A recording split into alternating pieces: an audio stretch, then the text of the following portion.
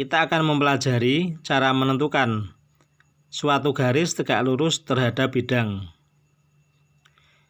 Sebelumnya kita telah mengetahui kedudukan antara garis terhadap bidang, yaitu yang pertama, garis terletak pada bidang, yang kedua, garis menembus bidang, yang ketiga, garis sejajar terhadap bidang. Saat ini kita akan mempelajari secara khusus, yaitu garis tegak lurus terhadap bidang. Misalnya kita akan menyelidiki apakah garis G tegak lurus terhadap bidang alfa. Untuk menyelidikinya, kita menggunakan teorema sebagai berikut. Sebuah garis, misalnya dalam hal ini adalah garis G, dikatakan tegak lurus terhadap bidang alfa itu jika dapat ditemukan dua buah garis pada bidang alfa, misalnya dalam hal ini adalah garis K dan garis L, di mana masing-masing dari kedua garis tersebut tegak lurus terhadap garis G, maka dapat disimpulkan bahwa garis G tegak lurus terhadap bidang alfa. Dalam hal ini, perhatikan bahwa garis K tegak lurus terhadap garis G. Demikian pula garis L tegak lurus terhadap garis G. Karena dapat ditemukan dua buah garis pada bidang alfa, yaitu dalam hal ini adalah garis K dan garis L, di mana masing-masing dari kedua garis tersebut tegak lurus terhadap garis G, maka dapat disimpulkan bahwa garis G tegak lurus terhadap bidang alfa. Sekarang perhatikan contoh berikut. Kita memiliki kubus ABCD EFGH dan akan menyelidiki apakah garis EG ini tegak lurus terhadap bidang BDHF. Cara menyelidikinya, kita menggunakan konsep yang tadi. Kita cari dua buah garis pada bidang BDHF yang berpotongan dan masing-masing tegak lurus terhadap garis HG. Kalau kita dapat menemukan, berarti dapat disimpulkan bahwa EG tegak lurus dengan bidang BDHF.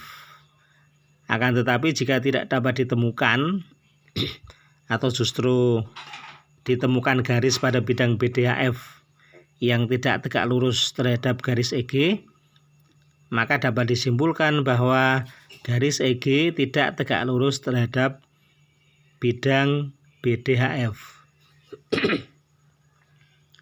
Sekarang perhatikan bahwa garis EG tegak lurus terhadap garis FH. Nih, saya tuliskan EG tegak lurus terhadap FH.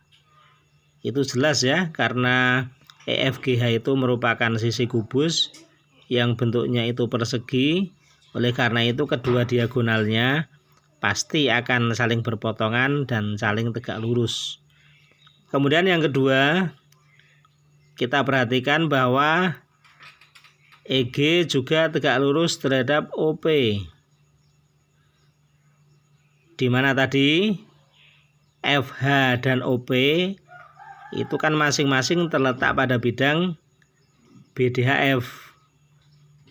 Oleh karena itu dapat disimpulkan bahwa EG tegak lurus terhadap BDHF. Itu cara menentukan garis tegak lurus terhadap bidang. Sekarang kita lanjutkan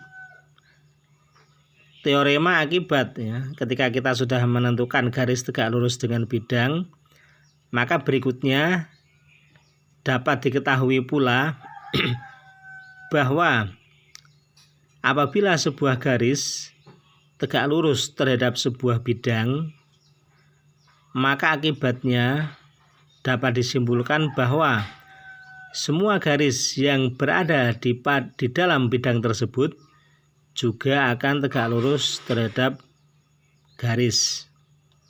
Saya ulangi lagi. Jika garis G tegak lurus terhadap bidang alfa, maka akibatnya bahwa garis G juga akan tegak lurus terhadap semua garis yang berada pada bidang alfa. Contohnya adalah sebagai berikut. Perhatikan kubus ABCD EFGH. Kita akan menyelidiki apakah garis GH tegak lurus terhadap garis BG. Perhatikan yang pertama bahwa GH tegak lurus terhadap GC. GH tegak lurus terhadap GC. Ini jelas ya. Kemudian perhatikan pula bahwa GH juga tegak lurus terhadap GF. Pada konsep sebelumnya telah kita ketahui bersama bahwa jika garis GH tegak lurus dengan dua buah garis yang saling berpotongan, maka disimpulkan bahwa garis GH akan tegak lurus dengan bidang yang melalui kedua garis yang berpotongan tersebut. Karena GH tegak lurus terhadap GC dan GH juga tegak lurus terhadap GF, disimpulkan bahwa GH tegak lurus terhadap bidang BCGF. Dan berdasarkan konsep yang kedua, jika sebuah garis tegak lurus dengan sebuah bidang, akibatnya semua garis yang berada di dalam bidang tersebut juga akan tegak lurus terhadap GH. Dalam hal ini, karena GH tegak lurus terhadap BCGF, akibatnya semua garis yang berada di bidang BCGF juga akan tegak lurus dengan garis GH.